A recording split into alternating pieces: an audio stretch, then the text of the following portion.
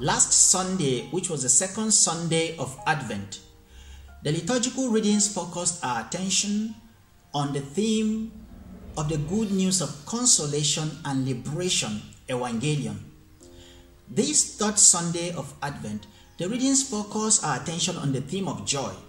In fact, the third Sunday of Advent is also called Gaudete Sunday, a Latin imperative meaning rejoice.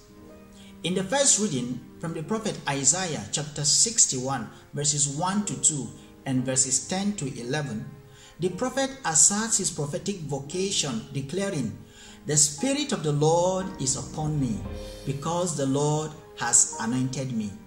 He also declares his mission statement as bringing good tidings to the humiliated.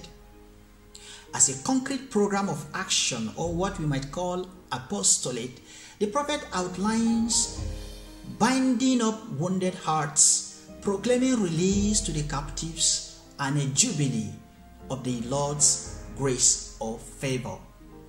Jesus will later present himself in similar terms as we can find in the Gospel of Luke chapter 4 verses 16 to 20. Now, the idea of proclaiming the jubilee year of the Lord's grace or favor, or even of proclaiming release to captives, echoes Leviticus 25 verse 10, where it is applied to Israelite farmers who, having lost their land, were forced into servitude. Leviticus stipulates that after 50 years, in the 50th year, everyone shall regain their land. There shall be restoration. The Isaiah passage we read today applies this concept to Judah as a whole, having lost its land in the year 586 BCE and being forced into servitude in Babylon. 50 years after, however, Judeans regained access to their ancestral land following the edict of Cyrus, king of Persia, which allowed them to leave Babylonia and return home and rebuild both the Temple of Jerusalem and the city of Jerusalem. Effectively, therefore, restoration of the joy and the dignity of a humiliated people becomes the vocation that characterizes the man upon whom the Spirit of the Lord rests, the man who is anointed by the Lord. And as baptized persons, we are all anointed and we have all received the Spirit of the Lord, hence are incorporated into this mission and this vocation.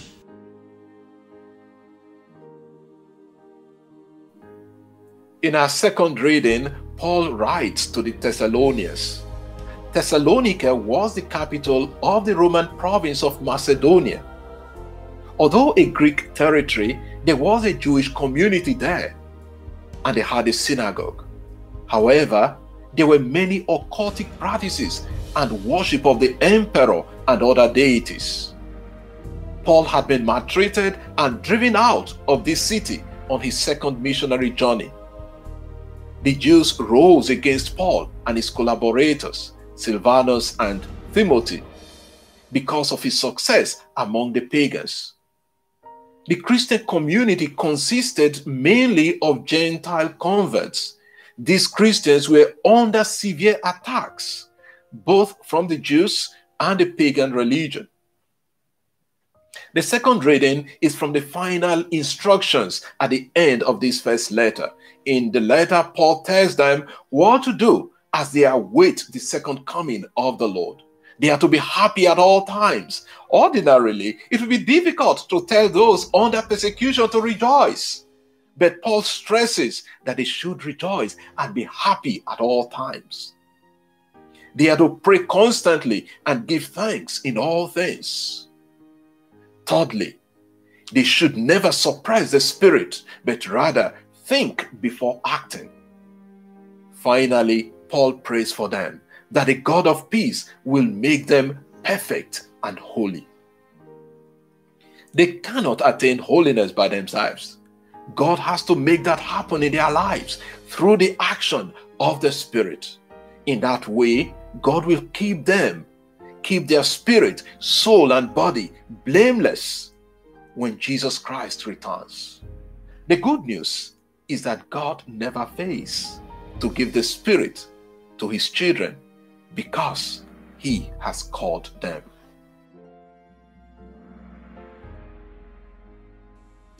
The Gospel today presents John the Baptist as a witness for Jesus. John was very popular, with a large crowd gathering to him for baptism. In Matthew chapter 3 verse 5, the people of Jerusalem, the whole of Judea, and all the people of the region along the Jordan flocked to him.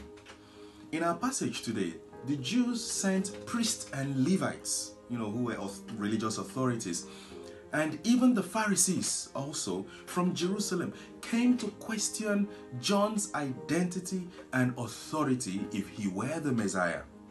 These religious leaders from Jerusalem would become the most prominent opponents of Jesus. Jesus would eventually be killed in Jerusalem. In answering his interrogators, John refused to allow his popularity to lead him to pride. Instead, he continued to bear witness to Christ. The Greek word for witness and testimony is martyria and martyreo, where we get the word martyr or martyrdom.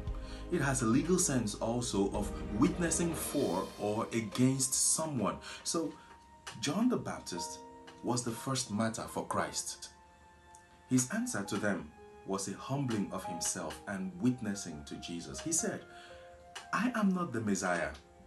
The Mashiach in Hebrew or Christos in Greek means the anointed one, the King of Israel. We remember in Luke chapter 4 verse 18, Jesus would relate to Isaiah's prophecy that the Spirit of the Lord is upon me, for He has anointed me to bring good news to the poor. Jesus is the anointed one, and not John. Secondly, John will say, I am not Elijah. The Jews were expecting Elijah to come back before the Messiah would come, based on the prophecy of Malachi chapter 4 verse 5, that God will send Elijah before the great and terrible day of the Lord comes. Thirdly, he says, I am not the prophet. In Deuteronomy chapter 18 verse 15, Moses said, the Lord your God will raise up for you a prophet like me. So this prophet is going to be the new Moses. In John chapter 1 verse 45, Philip says, Jesus is the one that Moses and the prophets wrote about. And in John chapter 6 verse 14, the people acclaimed that Jesus is indeed the prophet who is to come into the world. So John is not the prophet, but Jesus. He instead said, I am the voice of one crying in the wilderness, make straight the way of the Lord, as we read last week. So he is the forerunner of the Messiah. Then why then would he baptize if he is not the Messiah nor the prophet? He says, I baptize you with water, but the one coming after me, I am not worthy to untie the thong of his sandal. The one to cleanse the people is the Messiah himself, the Christ. So John the Baptist becomes a model for us Christians today. No matter who we are or how famous we may be, we should never forget that our mission is not to draw attention to ourselves, but to bear witness to Christ in the world by our word and deed, and in good and bad times alike. So, as we rejoice at the coming of the Lord on this Gaudete Sunday, let us not forget to pray for Christians in many parts of the world who face martyrdom daily, that the joy of the Lord will be their strength as they witness to Christ like John the Baptist did.